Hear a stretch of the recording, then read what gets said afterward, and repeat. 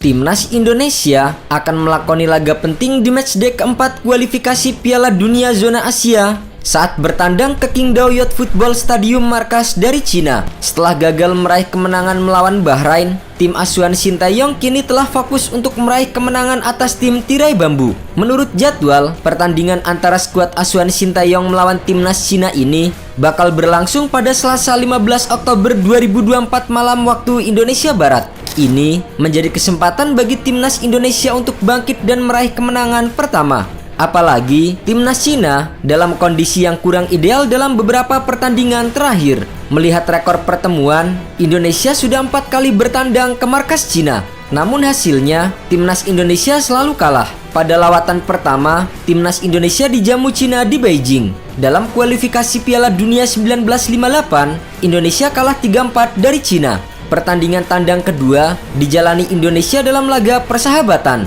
Pada 17 Agustus 1963, Indonesia kalah dengan skor 3 gol tanpa balas. Indonesia kembali kalah dalam lawatan ketiga. Bertanding di Kunming pada 13 Mei 2001, tim Merah Putih kalah dengan skor telak 1-5 dari Cina. Sementara pada lawatan terakhir, Indonesia juga meraih hasil negatif. Indonesia kalah tipis 0-1 pada 15 November 2013. Secara keseluruhan, Indonesia sudah berhadapan dengan Cina sebanyak 17 kali dalam catatan 11 versus 11. Indonesia menang 3 kali, imbang 3 kali, dan kalah 11 kali. Kemenangan timnas Indonesia atas Cina terakhir kali diraih pada tahun 1987. Unggul secara rekor pertemuan melawan timnas Indonesia, media Cina bernama Sohu sangat optimis timnya akan meraih kemenangan mudah. Sulit membandingkan Cina dengan tim seperti Indonesia. Jika Cina ingin melaju ke Piala Dunia, mereka harus memenangkan 2 pertandingan melawan Indonesia. Berdasarkan ranking FIFA terakhir pada 19 September 2024, Cina berada di urutan ke-91 dengan 1253,77 poin. Meski unggul jauh atas Indonesia, namun posisi mereka turun 4 tangga dari sebelumnya. Sementara timnas Indonesia terus mengalami kenaikan ranking. Timnas Cina menjadi salah satu peserta yang memiliki performa kurang istimewa pada awal putaran ketiga ini. Sebab mereka menjadi satu-satunya peserta grup C yang selalu menelan kekalahan dari 3 laga awal. Bahkan, The Dragon cenderung menjadi bulan-bulanan lawannya. Mereka digasak Jepang 7 gol tanpa balas. Kemudian setelah itu, menelan 2 kekalahan beruntun melawan Arab Saudi 1-2 dan Australia dengan skor 1-3.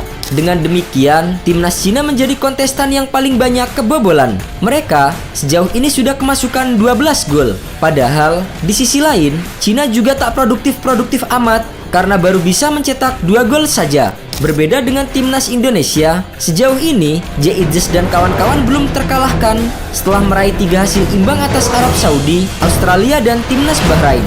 Timnas Indonesia juga mampu mencetak 4 gol dan 4 kali kebobolan. Catatan lain yang mesti diantisipasi oleh timnas Indonesia adalah 2 pemain naturalisasi milik Cina yang menjadi andalan di kualifikasi tahun ini.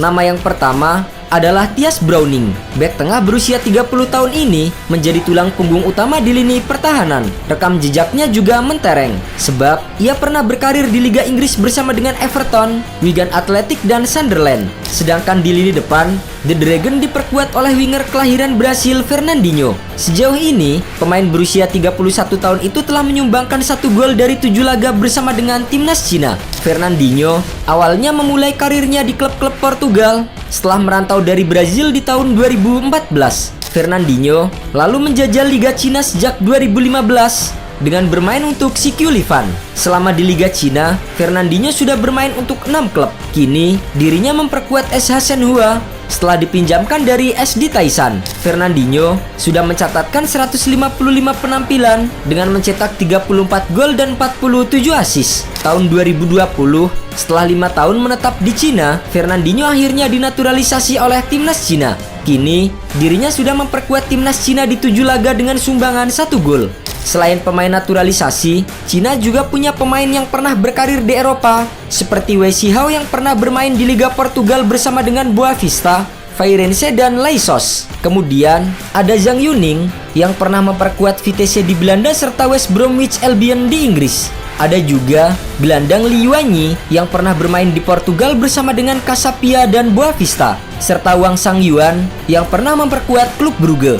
Sementara itu, meski kalah secara rekor pertemuan dan ranking FIFA, timnas Indonesia saat ini sangat jauh berbeda dengan tim yang dihadapi Cina terakhir kali. Timnas Indonesia memiliki generasi emas dengan nama-nama top seperti Tom Haye, Marten Pas, Jay Itzes hingga Max Hilhers. Bahkan, timnas Indonesia juga baru saja kedatangan bek kelas Eropa asal Copenhagen Kevin Dix. Secara nilai pasar, timnas Indonesia unggul jauh atas Cina di angka 426,28 miliar rupiah. Sementara Cina hanya memiliki nilai 156,87 miliar rupiah.